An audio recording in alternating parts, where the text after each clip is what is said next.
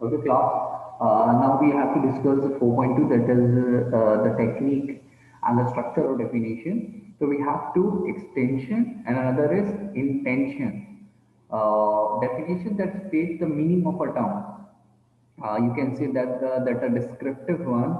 And another one is in denotative. When you denote some word to another word, for example, here a sequence and series of words, like when we use the word the planet.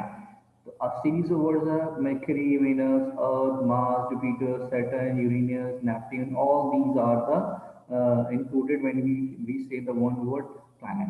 And when we say the word universe, it includes the star, the moon, the planet, and all other celestial bodies. So extensional meanings and the intentional meanings. And what does extensional meanings are also called the denotative meaning. And what does it mean? We can define it well. Extension means the collection of all the object to which a term may be correctly be applied. Equilibrium के साथ साथ हम क्या क्या word use कर सकते हैं? When we say the word the animal, so we have an extension of collection of words the animal, our animal who had a four leg and they are the mammals.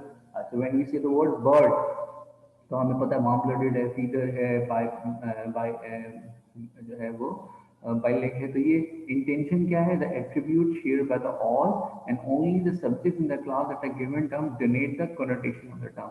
तो इसको हम देखते हैं कि intention और contention में क्या एक डिस्टिंक्शन है.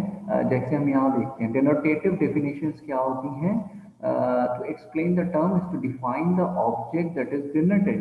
जैसे हम कहते हैं इक्विलेटेरियल ट्राइंगल, तो हम उसको इक्वेट कर रहे हैं. व्हेन वी से द वर्ड द स्टार, तो हम स्टार को रिलेट कर रहे हैं एस्ट्रोनॉमिकल नंबर के साथ.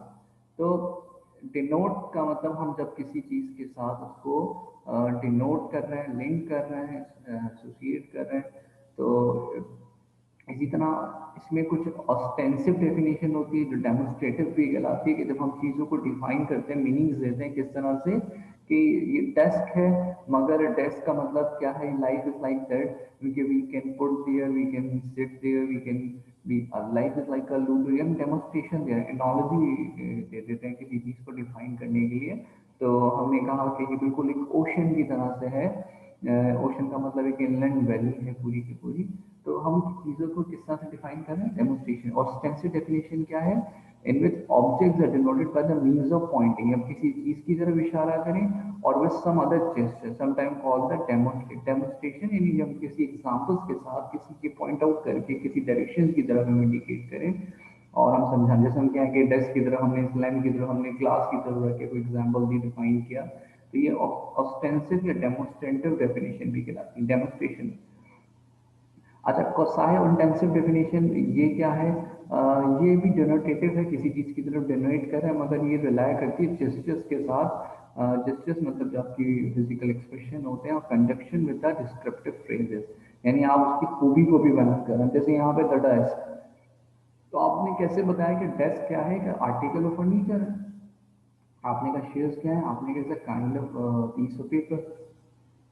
Yes, you can say that all these are the various meaning of definition. के how we can define, the things.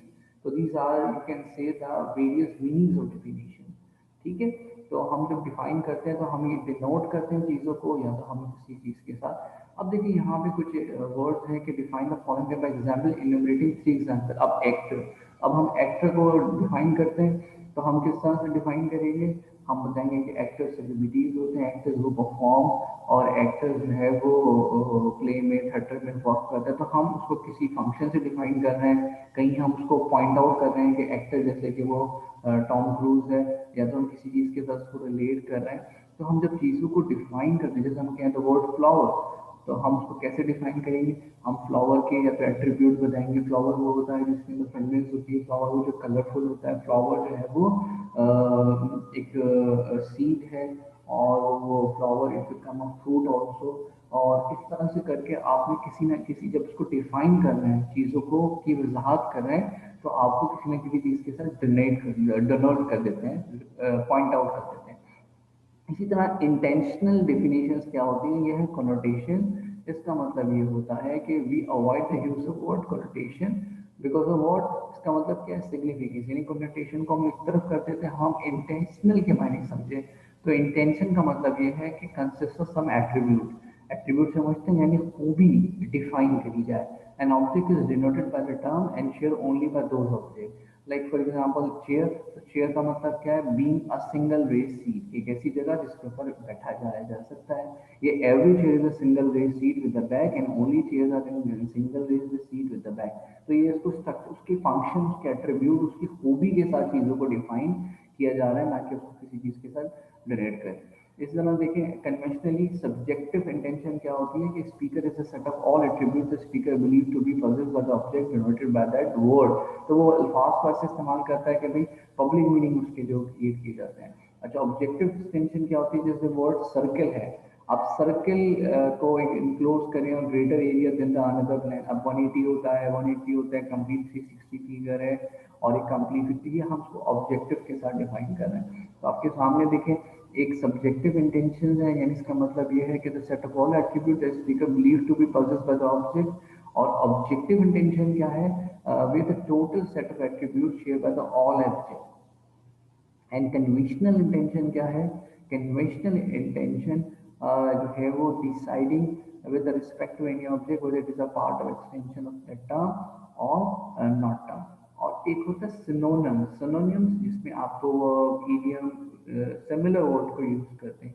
cat and tiger, tiger is also the family of a cat, is a kind of definition like that. तो synonyms में आप उस लफ्ज के जो एक मुतबादिल अल्फाज होते हैं उसको इस्तेमाल करते हैं। एक और है डेफिनेशन, वो है ऑपरेशनल, जिसमें आप चीज़ों को डिफाइन करते हैं, लेकिन किस तरह से डिफाइन करते हैं, उसकी परफॉर्मेंसेस की बेसिस के ऊपर के साथ। और एक सबसे आसान है वो है by genus and the differences. Genus and differences यानी हम सिमिलर और डिसिमिलर के अकॉर्डिंगली उसको डिफाइन कर देते हैं। तो यूं मैं अगर इसको सम अप करूं, तो here is a 6 techniques for defining the term. पहले तो हम ये देखेंगे कि एक एक्सटेंशनल है और एक इंटेंशनल टेक्निक है चीज़ों को डिफाइन करने की। एक है डेफिनेशन बाय एग्जाम्पल्स, यानी हम एग्जाम्पल डेमोस्ट्रेशन के जरिए चीज़ों को समझते हैं। ठीक है, फिर हमने देखा ऑस्टेंसिव डेफिनेशन है। ठीक है, और फिर हमने कोसाई देखा, फिर हमने इन जिसमें चीज़ों को पॉइंट आउट किया जाता है, डायरेक्ट किया जाता है। फिर हमने देखा इंटेंशनल टेक्निक, जिसके अंदर सिनोनिम, सिमिलर वर्ड यूज किए जाते हैं, या तो उसके एट्रीब्यूट्स और ऑपरेशन फंक्शन बताए जाते हैं। या 6 definition by genus and differences, जो लाइक चीज़ें हमको एक तरफ कर दी, जैसे vertebrate, non vertebrate, mammal, non mammal, a bird has wing, a bird has no wing। इस तरह से जो सिमिलर है उसको एक तरफ एक कैटेगराइज कर दिया, जो डिफरेंस है उसको हमने अलग कैटेगराइज कर दिया। तो इस तरह से हम चीज़ों को वेल डिफाइन कर पाते हैं। तो ये जो definition bye genius and differences है, ये एनालिसिस में बहुत ज़्यादा जो है वो काम आता है, अंडरस्टैंड कराया जाता है।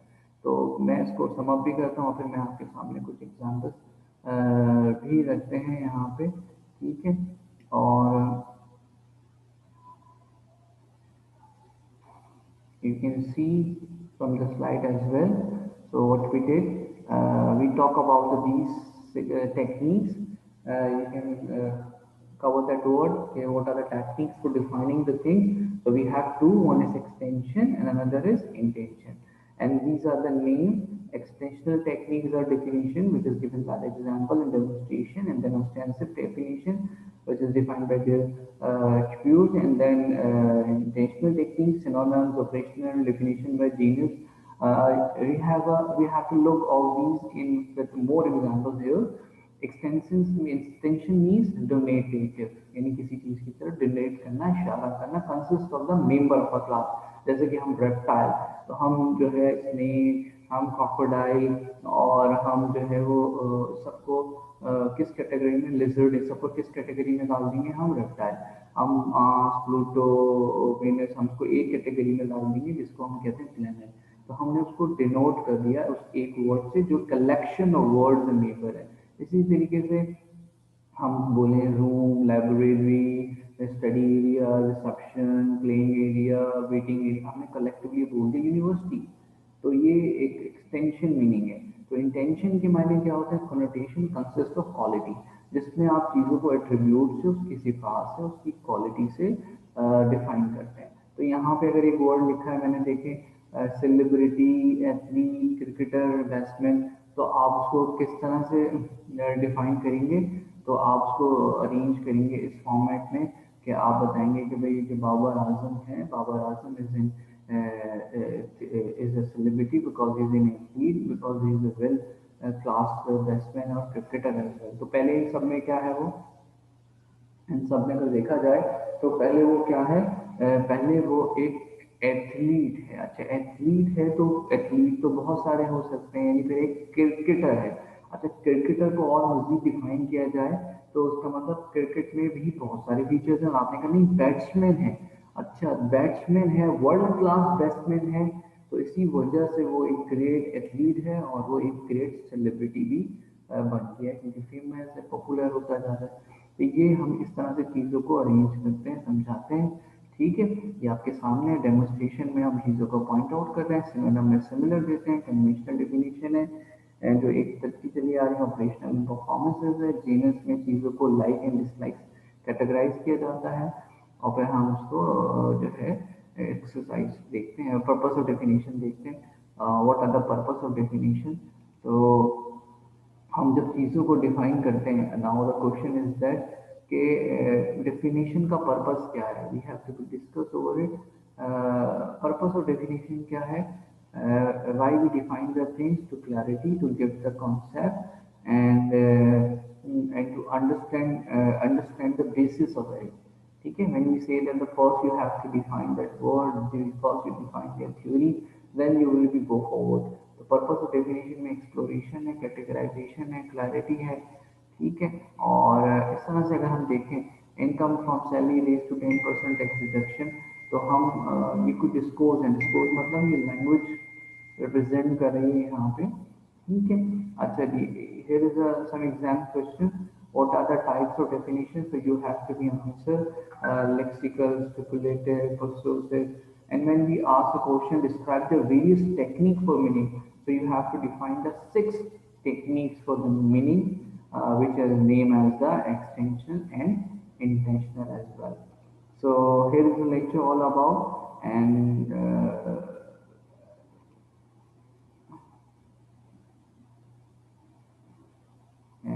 we will discuss later on. And if you have any query, then if you want to ask a question, then you will be